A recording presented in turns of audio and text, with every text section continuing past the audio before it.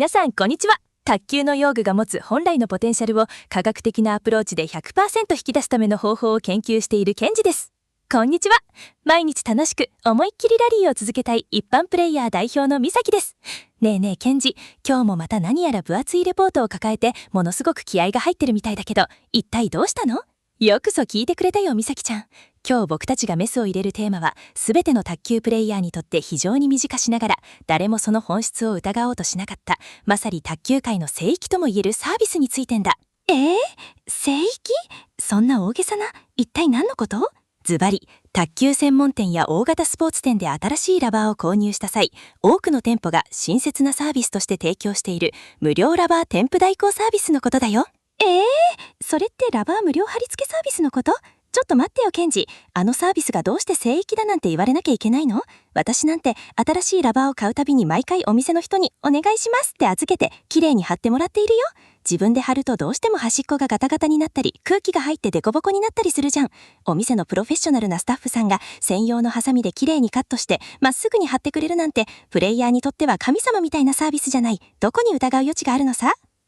みさきちゃんがそうやって大絶賛する気持ちは痛いほどよくわかるよ。実際自分で貼る手間が省けて見た目も美しく仕上がる。一見するとユーザーにとってはメリットしか存在しない親切心の塊のようなサービスに思えるよね。でもね、物事には必ず表と裏があるんだ。このプロセスを界面工学、インターフェイスエンジニアリングや高分子材料物理という極めて厳密な科学の視点から顕微鏡レベルで分析していくと、そこには驚くべき真実が浮かび上がってくる。界面工学？また難しい言葉を使い始めたな。でもお店の人丁寧にやってくれているんだから間違ったことなんてしてないでしょ？いや、ここが最大の落とし穴なんだ。店舗側のスタッフ個人に悪意があるわけでは決してない。しかし、店舗という商業組織が無料サービスを維持し、なおかつ利益を上げ続けるためには、絶対に避けられない大人の事情が存在するんだよ。それは何かというと、作業時間の極限までの短縮、スループットの向上と、1施工あたりのコストの徹底的な削減なんだ。大人の事情？まあ、ボランティアじゃなくてビジネスだもんね。でもそれがどうして私たちのラバーやラケットに関係してくるの？大いに関係があるんだ。この店舗側の都合を最優先させた画一的な作業プロセスによって、プレイヤーの皆さんが代金を叩いて購入した大切な用具の寿命が著しく縮められ、さらにはラバー本来が持つ優れた弾性ポテンシャルやラケットの繊細な打球感が実際にボールを一球も打つ前の段階から破壊されてしまっているんだよ。今回の解説はまさにその実態を調査した学術的かつ実践的なレポートである卓球ラバー接着サービスの実態調査に基づいて、その驚くべき中身を全て暴露していこうと思う。実際に打つ前から私のラバーやラケットが破壊されてるってこと？そんなの信じられないよ。でもケンジがそこまで言うなら何かちゃんとした証拠があるんだよね。もちろんさ、エビデンスなしにこんな主張をしたらただの陰謀論になってしまうからね。今回は物理学、熱理学、そしてルールブックに記載された厳格な公式規定までをも動員して徹底的にこの不都合な真実を暴いていくよ。視聴者の皆様もご自身のラケットが今どのような状態に置かれているのか、ぜひ想像しながら最後までじっくりとご覧ください。さて、第2パートでは今回の本質である卓球ラバー接着サービスの実態調査が結論付けている無料提付サービスに潜む4つの不都合な真実の全体像をまずはダイジェストでお伝えしよう。みさきちゃん、覚悟して聞いてね。なんだか怖いけど聞くよ。私の愛用ラケットがどうなっているのかはっきりさせてよね。よし。まず一つ目の不都合な真実。それは、店舗がコスト削減と施工のしやすさを両立するために一律で使用している業務用大容量のサラサラ系低粘土接着剤が引き起こす問題だ。これによってバタフライのスプリングスポンジ X などの高性能テンションラバーにおいてスポンジの気泡が破壊されるスポンジ死エグレが多発し、逆に中国製の強氷などの硬質粘着ラバーにおいては打球時のエネルギーが横ずれを起こして逃げてしまうパワーロスが発生している。スポンジ死？ラバーのスポンジが死んじゃうの？それに強氷のパワーが逃げちゃうってせっかくの高性能が台無しじゃない？その通り。そして2つ目の不都合な真実。これは作業効率、つまりお客さんを待たせないためのスピード解決を重視するあまり多くの店舗で常態化しているドライヤーの温風による急速強制乾燥だ。この熱風攻撃によって接着剤の内部に水分が取り残される生あがき、マッフル効果が生じ、打球感がボコボコと濁る。さらに木製ラケットの反りや合板の接着が剥がれるテラミネーション、相関剥離、木材表面のささくれ、そして何よりもラバーに内蔵された生命線である工場内蔵テンションが熱によって消失してしまうんだ。ドライヤーの温風って髪の毛を乾かすのと同じ感覚でみんな使ってるよね。それがラケットを歪ませてラバーのテンションまで消し去っちゃうの。最悪じゃん。最悪なんだ。そして3つ目の不都合な真実。これは公式大会に出場するプレイヤー全員に関わる問題で、国際卓球連盟 ITTF および日本卓球協会 JTTF が定めるラバー総圧 4mm 制限ルールへの意図しない抵触、つまり知らぬ間のルール違反と失格リスクだ。店舗での不均一な手作業や温風ドライヤーによる熱膨張の状態で貼り付けが行われることで、本来 4mm 以内に収まるべきラバーの厚みが制限を超えてしまい、大会のラケットコントロール検査で一発アウトになる危険性が極めて高まっているんだ。試合に出られなくなったり失格になったりするの？お店の人に貼ってもらったから大丈夫なんて言い訳は審判員には通用しないもんね。通用しないよ。ルールは絶対だからね。そして最後の4つ目の不都合な真実。それは一度この無料サービスで一律に薄く貼られたラバーはゴムの皮膜が薄ぎて次回の張り替えメンテナンス時にきれいに剥がすことができず、スポンジ側に剥がせない薄く膜ゴムのカスがこびりついてラバー自体を物理的に再利用不可能にしてしまうという問題だ。うわー、どれもこれもプレイヤーにとってはショッキングな話ばかりだね。でもこれらは本当に日本全国の卓球ショップで行われていることなの？残念ながら多くの専門店でこれが日常の当たり前として行われているんだ。だからこそこのレポートは警告を発している。第3パート以降ではこれらの問題がなぜ発生するのか、その物理的科学的メカニズムを極限まで詳しく解き明かしていこう。視聴者の皆様もぜひ驚きの科学の世界へ一緒に踏み込んでみましょう。第3パートではそもそも論として卓球において卓球のラバーとラケットをくっつけている接着層が物理的にどのような役割を果たしているのかを学んでいこう。みさきちゃん、接着剤ってただラバーが剥がれないようにするためだけの単なるセロハンテープのようなものだと思ってないかい？違うの？剥がれずにピタッとくっついてさえいればアロンアルファだろうが水のりだろうが両面テープだろうが打球感には関係ないんじゃないの？ボールが当たるのはラバーの表面なんだから中の接着剤なんて関係ない気がするけど。ノー。それこそが多くの一般プレイヤーが陥っている最大の認知バイアスなんだ。現代卓球はプラスチックボールへの移行やラバー、ラケットの超高性能化によって極めて緻密なエネルギーマネジメントが求められるスポーツになっている。打球の瞬間、ボールとラバーが接触している時間はわずか1000分の数秒、ミリ秒単位の世界だ。この一瞬の間にボールから受ける強烈な放線方向、垂直の圧縮力と接線方向、平行の摩擦力が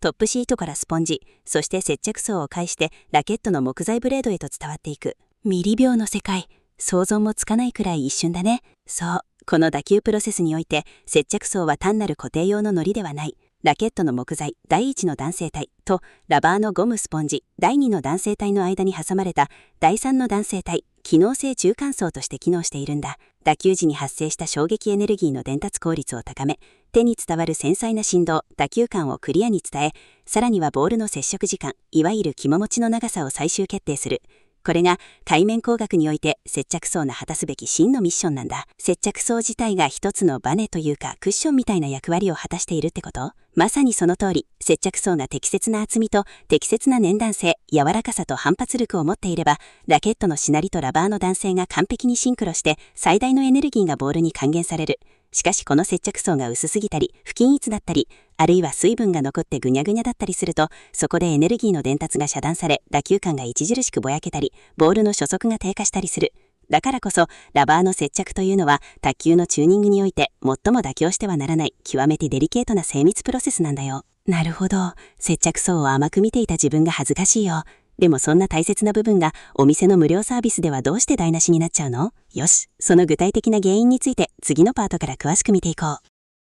第4パートでは店舗の現場で実際に使用されているラバー用接着剤の実態についてお話ししよう。みさきちゃんはお店のスタッフがラバーを貼るとき、どんなボトルから接着剤を絞り出しているか見たことがあるかい？私たちが部活の部室とかで使っている 50ml とか 100ml の小さな丸いプラスチックの缶じゃなかったような気がする。もっとシャンプーの詰め替え用ボトルみたいなめちゃくちゃでかい容器からドボドボと出していたような。その観察眼は素晴らしいね。まさにそれこそが今回のレポートでも言及されている業務用大容量接着剤バルク調達品なんだ。卓球専門店が無料調達サービスという一見すると利益を生まない作業をボランティアのように続けるためには1回あたりの施工コストを極限まで下げる必要がある。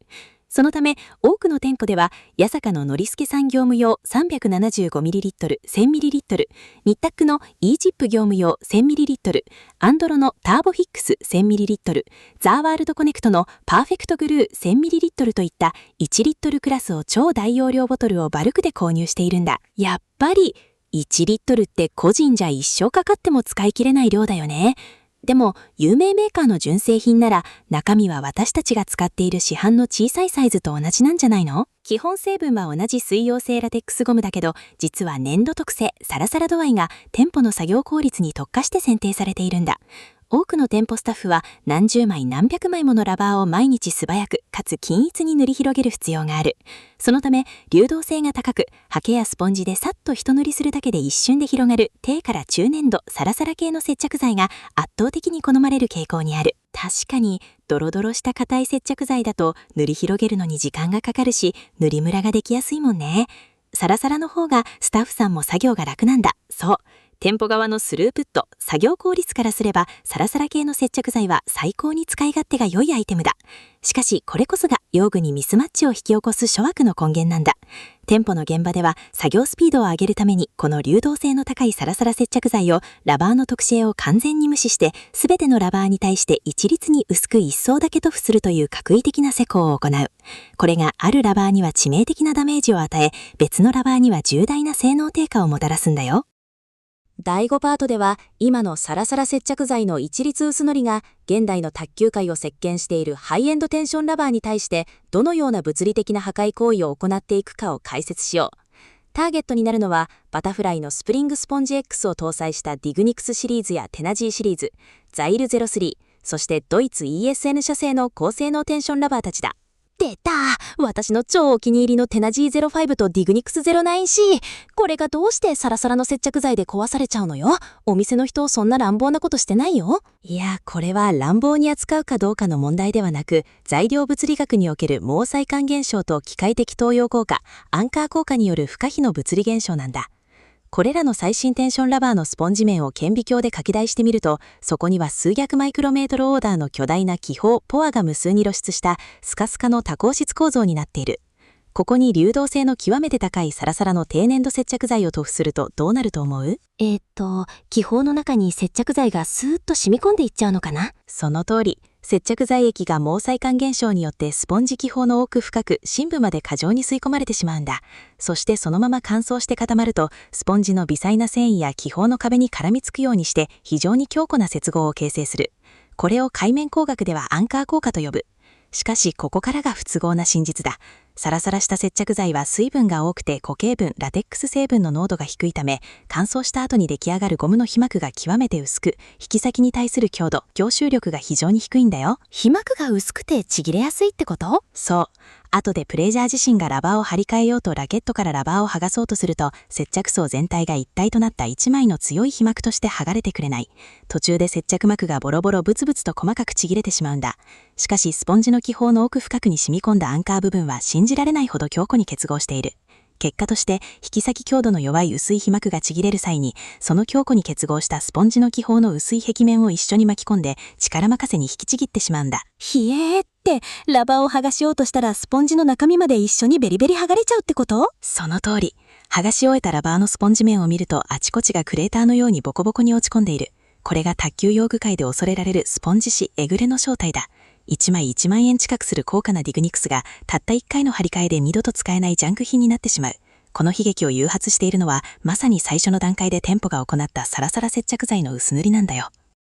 第6パートでは今度はこだわりが強い中国製粘着ラバーにおけるサラサラ接着剤の不都合について解説しよう。高層機で AHS の強氷の根に代表される粘着ラバーはテンションラバーとは対極の物理特性を持っている。みさきちゃん、粘着ラバーのスポンジってどんな特徴があるか知っているかい？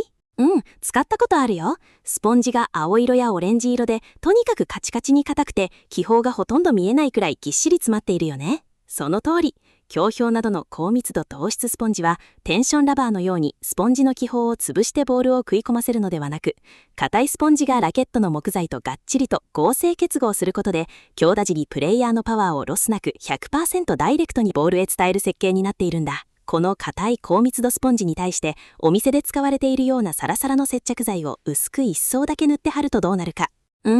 こっちはスポンジの気泡が小さいから接着剤は中に染み込まないよね。じゃあ傷つかないからセーフじゃないの？確かにスポンジ紙は起きにくい。しかし代わりに深刻なパワーロスが発生するんだ。硬いスポンジと硬いラケットブレードの間に固形分が少なくて引き先強度の低い極薄の不均一なゴム膜が一層だけ挟まっている状態を想像してほしい。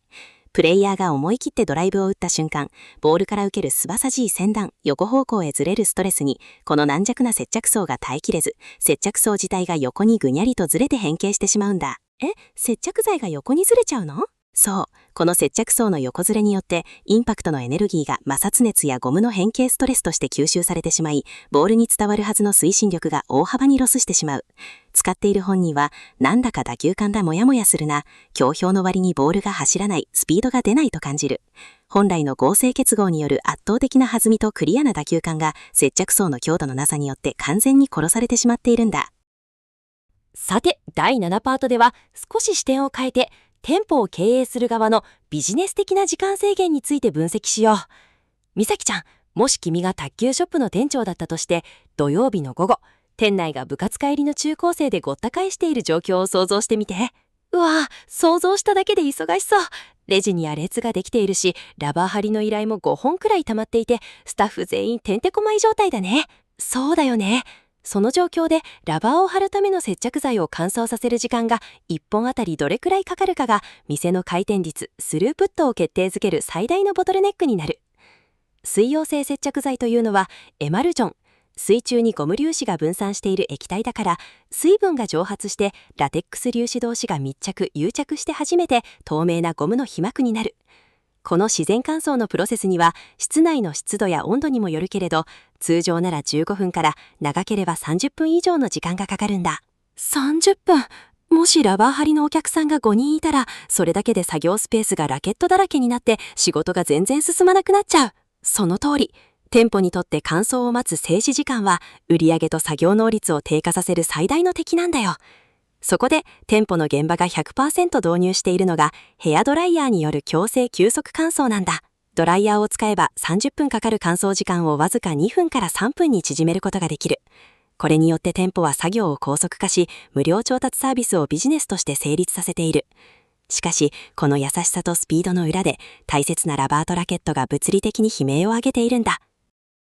第8パートでは、その強制急速乾燥において、多くの店舗で温風、熱風が使用されることで発生する最も凶悪な物理現象、生沸き、マッフル効果について詳しく解説しよう。ドライヤーの温風って洗濯物を早く乾かすのと同じで、カラッと完璧に乾きそうな気がするけど、違うの？そこが高分子ラテックスの非常に厄介な熱力学特性なんだ。水溶性接着剤に50度以上の温風を直接当てると、表面の水分が極端に早く蒸発する。すると、接着剤の表面部分のゴム粒子だけが先に癒着し、極薄のゴムの膜を形成してしまうんだ。これを界面工学で表皮形成、スキニングと呼ぶ。この表面にできた極薄のゴムの皮が蓋になってしまい、その下、つまり接着層の内部に取り残された水分子が、外へ蒸発して逃げることができなくなってしまうんだよ。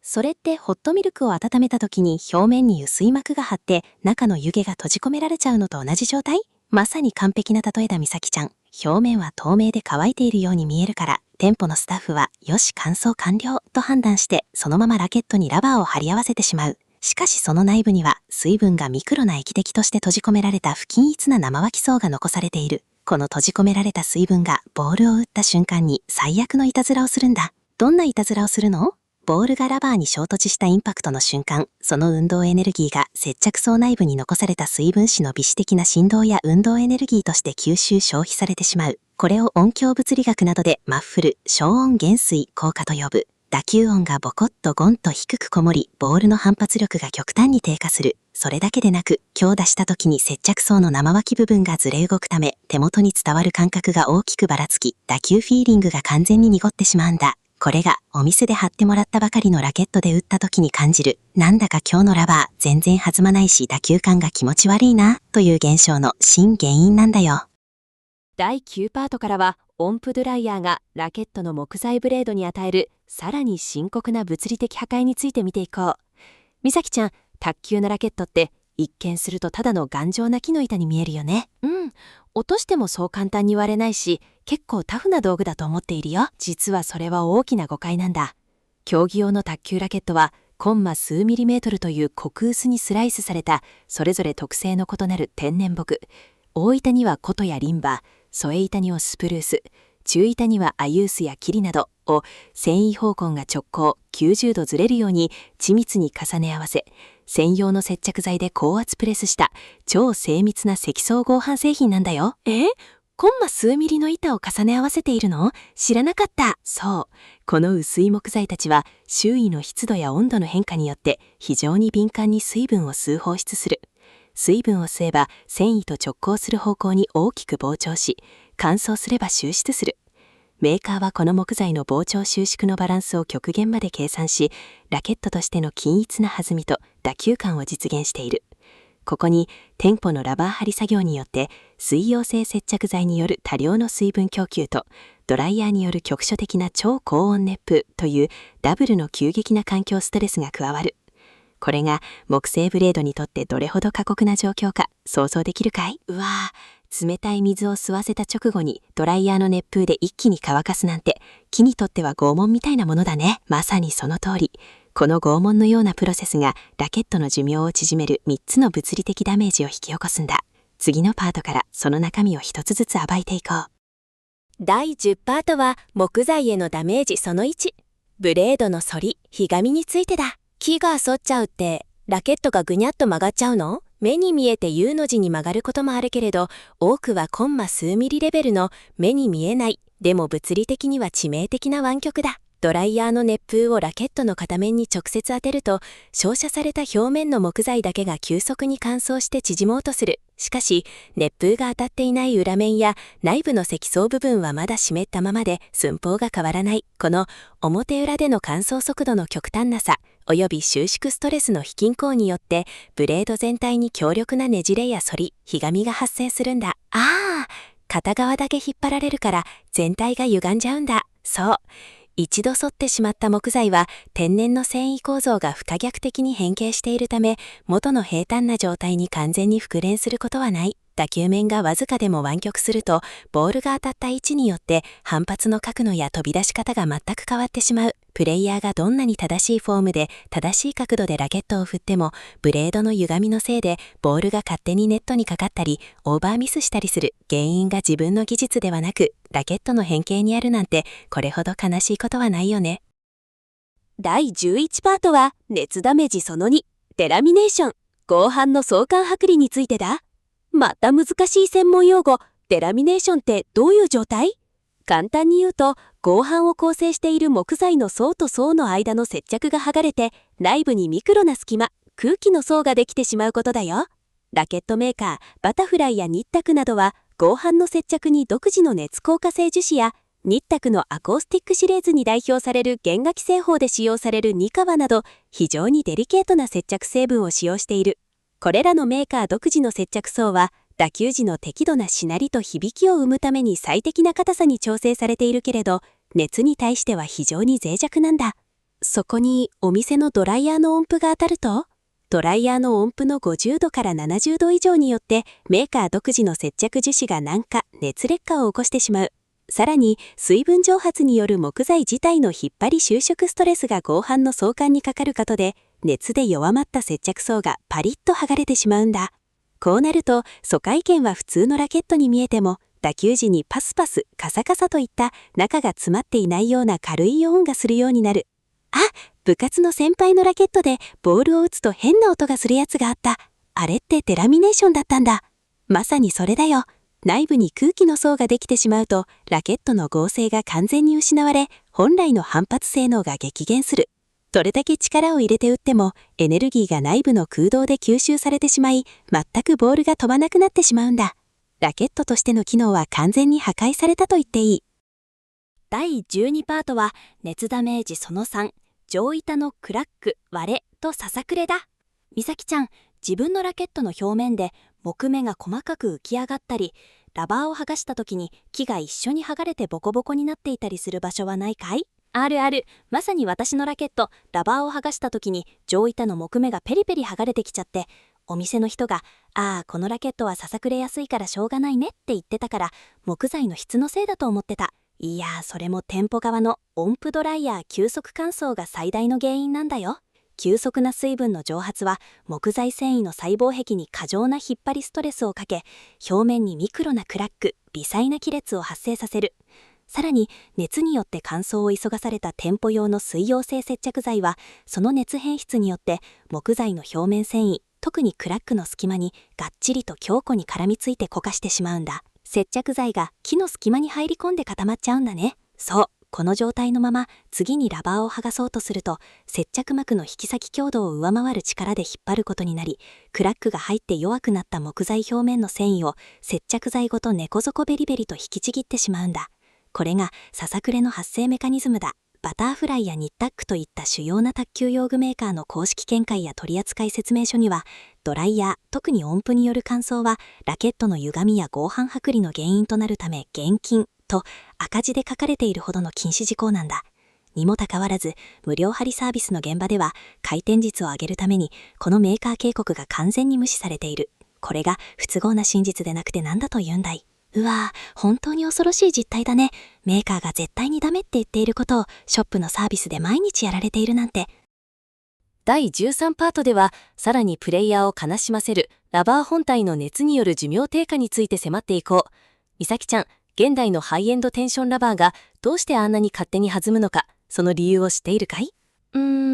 中にいいゴムが使われているから、あとスポンジの中にガスが入っているとか聞いたことがあるような。大誘惑は合っているよ。現代のテンションラバーは製造工場での化学プロセスによってトップシートとスポンジのゴム分子にあらかじめ高度な引っ張りストレス、工場内蔵テンションを施した状態で成形されているんだ。ゴム分子のチェーンが引き伸ばされて常に元に戻ろうとする強烈なポテンシャルエネルギーを蓄えている。だからこそボールが当たった瞬間にバネのように爆発的な反発力と強烈な回転を生み出すことができるんだ。なるほど。常に限界まで引き絞られた弓矢みたいな状態なんだね。その通り。しかし、天然ゴムラテックスや合成ゴム素材は熱に対して極めてデリケートだ。限界まで引き絞られたゴム分子のチェーンにドライヤーの温風、50度から70度以上の熱エネルギーが供給されるとどうなるか。ゴム分子の熱運動が活発になり、引き伸ばされて整列していた分子チェーンが最も安定した引き伸ばされていないぐちゃぐちゃの元の形状へと勝手に再配列を始めてしまうんだ。これを高分子物理学で応力緩和、リラクセーションと呼ぶ。それって引き絞っていた弓の弦が熱でゆるゆるに伸びちゃうようなもの？まさにその通りだ。一度応力緩和を起こしたゴムは工場内蔵テンションの大部分を永続的に失ってしまう。結果として実際にコートでボールを一球も打たないうちからメーカーが設計した本来のスピード性能やスピン性能がドライヤーの温風によって著しく目減れさせられてしまうんだ。1枚数千円あるいは1万円近く払って手に入れた最高の兵器が最初の施工段階でただのおとなしいラバーに退化させられている。これこそ無料サービスの裏に隠された最大の悲劇なんだよ。さて、第14パートからは公式ルールというルール上の大問題について国際卓球連盟 ITTF および日本卓球協会 JTTA の競技規則に基づいて解説しよう。みさきちゃんは自分のラケットに貼られたラバーの厚みが何ミリメートル以内じゃなきゃいけないかという厳格なルールを知っているかい？ラバーの厚みにルールなんてあるの？特厚とかマックスとか市販されているものは全部そのまま使っていいんじゃないの？市販されているものをそのまま使う分にはルールに適合するように作られている。しかし、貼るプロセスを間違えるとルール違反になるんだ。卓球ルールブック ITTF スタチューツ 2.4.3 日本卓球ルール 2.4.3 には裏ソフトラバー、表ソフトラバーなどのサンドイッチラバーにおいて接着剤の層を含む全体の厚さは 4.0mm 以内でなければならないと極めて厳格に定められているんだよ。 4.0mm か。でも市販のラバーの厚みってどれくらいなの？近年の競技用ラバーの特厚やマックスと呼ばれるスペックは、スポンジとシートを合わせた厚みが初期状態で 3.8mm から 3.9mm に達するようにギリギリの設計で作られているんだ。ということは、ラバーとラケットをくっつける接着剤の層、接着層に許される厚みの猶予は、わずか 0.1mm から 0.15mm 程度のコンマミリメートル単位しかないということになる。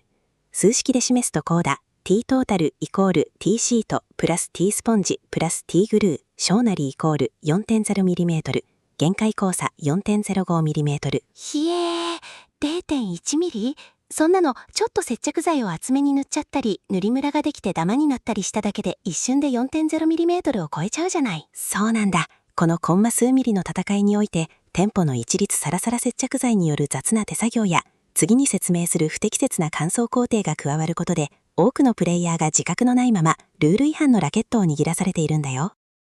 第15パートでは、なぜお店の乾燥プロセスがラバーの厚さルール違反を必然的に引き起こすのか、そのメカニズムを解説しよう。お店の人が綺麗に貼ってくれても、厚さが 4.0mm を超えちゃう原因って何なの？それが先ほど説明したラバーの熱膨張と温風ドライヤーの組み合わせなんだ。ラバーに使用されている天然ゴムは金属の約10倍、木材の数十倍という極めて大きな熱線膨張係数 220×10 のマイナス6乗毎度を持っている。ドライヤーの温風で温められたラバーは熱膨張によって全体の体積が大きく膨らみ伸びた状態になる。この熱で膨張した状態のままラケットに押し付けて貼り合わせると、ラバーが冷えて収縮しようとするときに接着層に不均一な引っ張り歪み、うねりが発生する。さらに接着剤自体の乾燥ムラや内部の生乾きによるボイド、空気の隙間が組み合わさることで接着層の厚みが局所的に 0.2mm から 0.3mm 以上に膨らんでしまうんだ。染めた時に中がデコボコになって持ち上がっちゃうんだ。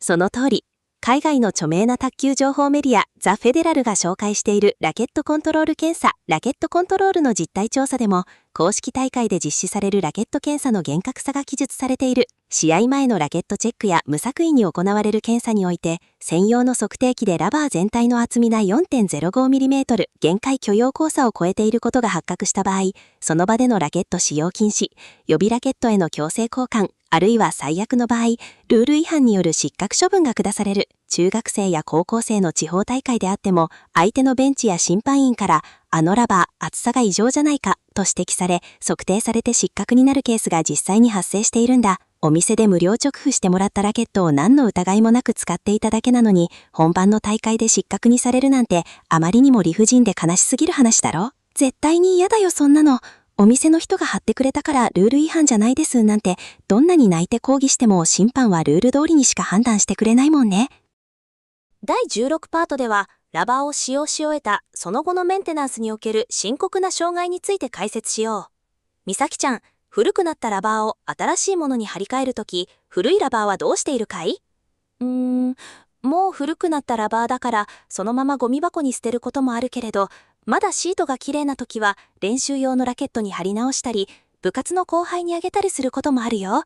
そのためにはスポンジについている古い接着剤をきれいに剥がさなきゃいけないんだよね。そうだよね。ラバーを再利用するためにはスポンジ面を傷つけずに接着層、ゴム被膜をきれいにペリペリと剥がし取る必要がある。しかしここでも店舗のサラサラ接着剤の一律薄塗りという不都合な真実が牙を剥く。流動性が高すぎる接着剤を一層だけ薄く塗った接着層は固形分が極めて少ないため、乾燥後に非常に強度も低い極薄のゴムの皮になる。これをスポンジから剥がそうと端っこを引っ張ると、一枚のシートのようにつながって剥がれず、途中でブチッとちぎれてしまうんだ。それ、私のラバーでも良くなった。端っこだけちょっと剥がれて、あとは細かくちぎれてスポンジに残っちゃうやつ。そう、スポンジ側にボロボロに残ってしまった薄い接着剤のカスはもう指で引っ張って剥がすことはできない。無理に爪で引っかきたり、指の腹で強く摩擦して擦り取ろうとすると、今度はデリケートなテンションスポンジの気泡壁、繊維を一緒に引きちぎり、スポンジ面をボコボコに陥没させてしまう。結局接着剤がきれいに剥がせないという理由だけで、まだ十分に使えるはずのラバーが再利用不可能になり、捨てるしかなくなってしまうんだ。無料サービスによる薄塗り手法は、その場限りの見た目こそ取り繕うけれど、その後のメンテナンス性や経済性を完全に破綻させているんだよ。さて、ここまで無料塗布サービスに潜む数々の不都合な真実を科学的な根拠とともに徹底的に暴いてきたけれど、みさきちゃん、どうだい？もうショックすぎて立ち直れないよ。自分で貼るのが面倒だからってお任せにしていたツケが、こんなに恐ろしいダメージになって私に返ってきていたなんて。でも、それなら一体どうすればいいの？お店に頼めないなら自分で貼るしかない。でも、自分で自然乾燥させていたら、乾くまでに30分もかかって、今度は私の時間がなくなっちゃうよ。安心しなよ、美咲ちゃん。科学が暴いた問題は、科学の力で美しく解決することができるんだ。第17パートでは、店舗の温風急速乾燥による熱劣化から大切な用具も守りつつ、自然乾燥の長い待ち時間を安全にかつ驚異的なスピードでクリアするための最も科学的なアプローチを紹介しよう。その物理科学的なアプローチこそが、飽和水氷気圧差、ベイパープレッシャーデフィシット、VPD 理論に基づく乾燥制御なんだ。なんだかものすごく賢そうな単語が出てきた。詳しく教えて。水溶性接着剤に含まれる水分が蒸発する駆動力、つまり乾燥を決定づける要因は、多くの人が誤解しているような単なる温度ではないんだ。水分が液体から気体へと総転移する物理的な速度は、ラバーやラケット周囲の局所的な飽和水蒸気圧 EST と実際の吸気中の水蒸気圧との差、すなわち飽和差 VPD によって決定される。テテンスの公式による飽和水蒸気圧の式と蒸発の駆動力を示す物理化学式がこれだ。飽和水蒸気圧テテンス式 EST イコール 6.1708×10 の 7.5t×237.3 分の t ヘクトパスカル。実際の水分蒸発駆動力 VPD イコール EST×1-RH÷100。ひえ、数式は苦手だけど、つまりどういう原理なの？簡単に説明するよ。水分を早く安全に蒸発するために本当に必要なのは、温度を50度以上に引き上げて用具に致命的な熱ダメージを与えることではないんだ。用具の周りの相対湿度を極限まで低く保ち、なおかつ適度な風、気流を当てることで、塗布された接着剤の表面に停滞する湿った空気の薄い境界膜、境界層を物理的に連続して吹き飛ばし続けることなんだよ。これが海面物理学における真の急速乾燥の条件なんだ。第18パートでは、今の科学的 VPD 理論を一般プレイヤーの自宅で 100% 再現するための超具体的な乾燥方法を伝授しよう。みさきちゃん、家でラバーを乾かすとき、どんな道具が使えると思う？ドライヤーは使うけど、温風がダメなら、そうか、冷風モードを使えばいいの？素晴らしい、まさに大正解だよ。ドライヤーを使用する場合は、熱風を一切出さない冷風、送風モードを徹底するんだ。風を当てることで接着剤表面の水蒸気競争量を常にクリアに維持し、VPD を最大化できる。冷風だからラバーのゴム分子への熱負荷、応力緩和は完全にゼロ。さらに木製ブレードの反りやデラミネーション、ささくれのリスクも 100% 回避できる。それでいて適度な送風を当てるだけで自然乾燥なら30分かかる乾燥プロセスをわずか5分以内へと劇的に短縮することができるんだ。冷風でも5分で乾いちゃうんだ。じゃあ温風を使う必要なんて最初から全然なかったんだね。そう。さらに完璧な接着層を作りたい場合に推奨するのが家庭用のコンプレッサー式除湿機を活用する方法だ。除湿機の送風菌は水分が徹底的に除去されているため、湿度が 30% から 50% と極めて低い。しかも除湿機の動作熱によって室温よりもほんの 1,2 度だけ高い、極めてマイルドで乾燥した気流が出ている。この除湿機の風が当たる場所にラケットとラバーを置いておくと、急激な表面だけの乾燥、表皮形成を防ぎながら、ラテックス膜の内部から均一に完璧に水分を抜くことができる。これによって形成されたゴム層は、空気の泡や水分が一切含まれない、極めて均一な強靭な弾性を持つ、完璧な第三の弾性体に仕上がるんだ。打球時のエネルギーロスがゼロになり、驚くほどクリアで心地よい打球感と、ラバー本来の圧倒的な弾みが手に入るよ。第19パートでは、一般プレイヤーがこれまでの不都合な無料サービスから卒業し、自分の手で用具本来の力を引き出すための安全なセルフ施工3原則をわかりやすくまとめよう。よし、これを聞いて私も次からは絶対に自分でラバーを貼るって決めたよ。ケンジ、セルフ接着を大成功させるための絶対に守りべき3つのルールを教えて。了解したよ。まず第1の原則は、ラバーの特性に合わせた接着剤を自ら選択することだ。テナジーやディグニクスなどの高性能テンションラバーを使用する際は、メーカー推奨のフリーチャック2、中粘土トロサラ系や、乾燥後のゴム膜が非常に強靭で、剥がす際にきれいに1枚の皮として剥がれてくれる、ファインジップ、高粘土トロトロ系といった、中高粘土の接着剤を自分で購入して使おう。これにより、張り替え時のスポンジ破壊、スポンジ死を完全に防ぐことができる。接着剤選びからすでに用具のチューニングは始まっているんだね。第2の原則は、ドライヤーは冷風モードのみを徹底し、30センチ以上離して当てることだ。急激な熱変化を避け、気流、対流による水分蒸発のみを利用する。これにより、ラケットブレードの反りや剥離、ささくれを防止し、ラバー内蔵テンションの緩和劣化を完璧にシャットアウトするんだ。これは絶対に守る。熱風は私の髪の毛だけに使うことにするね。最後の第3の原則は、接着剤が透明になった後、5分間の養生、エイジング時間を挟むことだ。養生？透明になったら乾いた合図だからすぐにペタッと貼り合わせちゃダメなの？そう。透明になった直後というのは、急激な水分蒸発によって、ゴム膜の内部にミクロな引っ張り応力、歪みが残っているんだ。風を止めて、常温の静止した空気の中に5分間そっと置いておく。この養生を行うことで、ゴム層内部の分子構造が自己可能し、ストレスのない極めて安定したエラストマー膜になる。この状態で貼り合わせることで、貼り付け後の接着安定性が劇的に向上し、端っこからの部分的なラバーの剥がれや、長期的な性能低下を防ぐことができるんだよ。いよいよ最後の第20パートだ。みさきちゃん、今回の一連の解説をすべて聞いてどう思ったかい？正直最初は無料ラバー貼りサービスを疑うなんて、ケンジはひねくれ者だなーなんて思ってたよ。でも、界面工学や材料物理の詳しい話を聞いて、目から鱗が落ちるどころか、今まで何の疑問も持たずに自分の大切なラケットを痛めつけていたんだって気づいて、本当に反省したよ。お店のサービスは便利だけど、それはお店の時間とコストの都合で動いているんだもんね。本当に自分の用具を愛して最高のプレーをしたいなら、やっぱり自分で正しくメンテナンスしてあげるのが一番なんだなって心から理解できた。その気づきこそが、今回のレポート、卓球ラバー接着サービスの実態調査が、すべての卓球プレイヤーに伝えたかった最も重要なメッセージなんだ。自分の用具の状態を正しく把握し、自分の手で最高の状態に組み上げる。これは決して面倒な作業ではなく、自分のプレースタイルや好みの打球感を作り出すための、卓球の極めて楽しく、創造的なプロセスなんだよ。これからは自分で接着剤を塗って冷風で大切に乾かして愛情を込めてラバーを貼ることにする。自分で貼ったラケットで打つボール、今からとっても楽しみだな。視聴者の皆様も大切なラケットやラバー本来の性能を 100% 発揮させるために、ぜひ今日からセルフ接着へ一歩踏み出してみませんか？今日の動画がめちゃくちゃためになった。自分の用具を見直してみると思った方は、ぜひ高評価とチャンネル登録をよろしくお願いいたします。それではまた次回の科学的卓球用具研究動画でお会いしましょう。